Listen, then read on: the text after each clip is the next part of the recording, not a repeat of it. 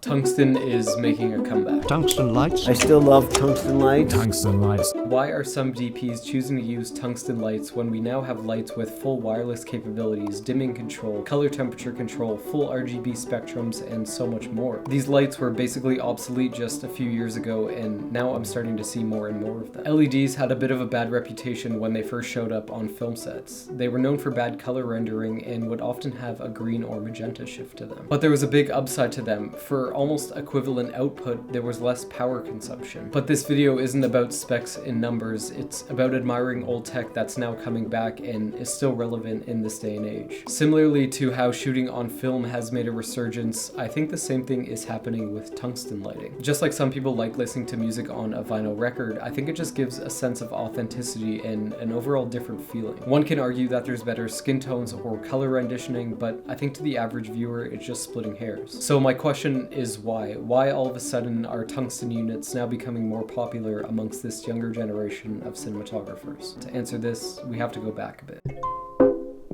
We're used to seeing modern cameras with base ISOs of 800, which is fairly sensitive, but that wasn't always the case. Before shooting digital, film stocks weren't nearly as sensitive and needed tons of light. The Wizard of Oz set is famously known for exceeding crazy hot temperatures and even talent claiming to suffer permanent eye damage from high levels of illumination. Thankfully, there's been a ton of innovation since then, and now with modern cameras being more sensitive, you can get away with using less light. Less light equals more options to actually light with. That means now you actually have the flexibility to use a tungsten light, whereas before maybe you needed to use the HMI because you needed that much more light output. Obviously there's certain tools for certain jobs and there's many different reasons why tungsten is still used, but it's not just because they're cheap. Even at the highest levels of cinematography where they have budget to rent any light or any piece of kit, DPs are still opting to use tungsten fixtures. There are recent new movies that have been shot with crazy big budgets and they're known for only using tungsten fixtures. It's common to see tungsten lights being used for TV shows and movies because if you're in a studio for months at a time, it would just be way too costly to do that with LED. I get the hype, it's better on skin tones, it's cheaper, it has that warm and nostalgic feel, but let's actually test this out for ourselves to see if we can notice any difference.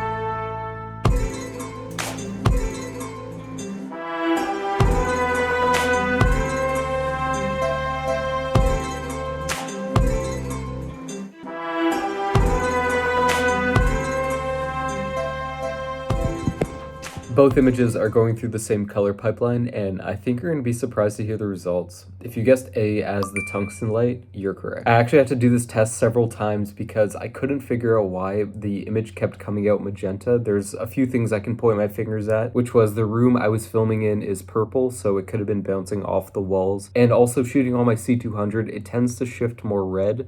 So I think that's a factor as well. This is also an easy fix in DaVinci Resolve by just plus or minus in green, and I think both images can use either plus or minus green. Unfortunately, I couldn't get more accurate with this test because I don't have a color chart or a color meter or anything like that. I also didn't even have scrims or a dimmer for the tungsten light, so I was just compensating in camera. Obviously, you can tell a huge difference because you're putting the two images side by side, but I think if you're using tungsten or LED, the average person wouldn't be able to tell. But comment below what you thought of the test results because I was pretty surprised myself.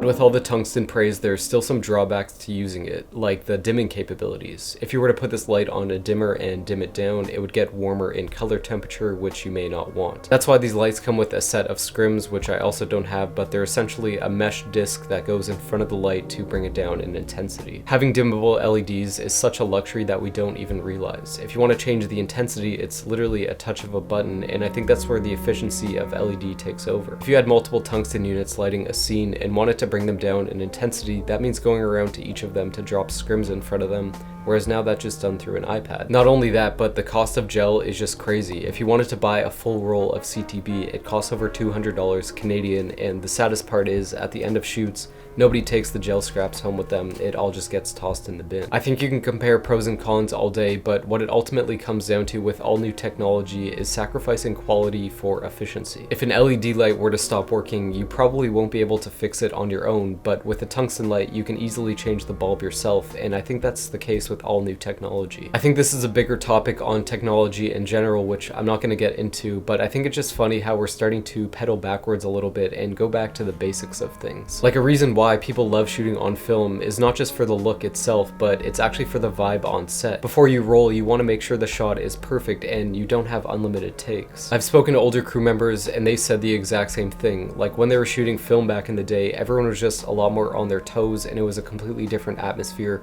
which I think that's what we're striving for again. Now we have endless possibilities with everything and it's almost just gotten too easy. I think using tungsten light is another form of the shooting film analogy. Sure, the average person won't notice it, but maybe it's a subconscious thing. I think Roger Deakins says it best by saying, if the audience doesn't notice, then you've done your job right. If you like this video, then check this one I have queued up, and if you want to see more videos like this, then subscribe to my channel. Thanks for watching.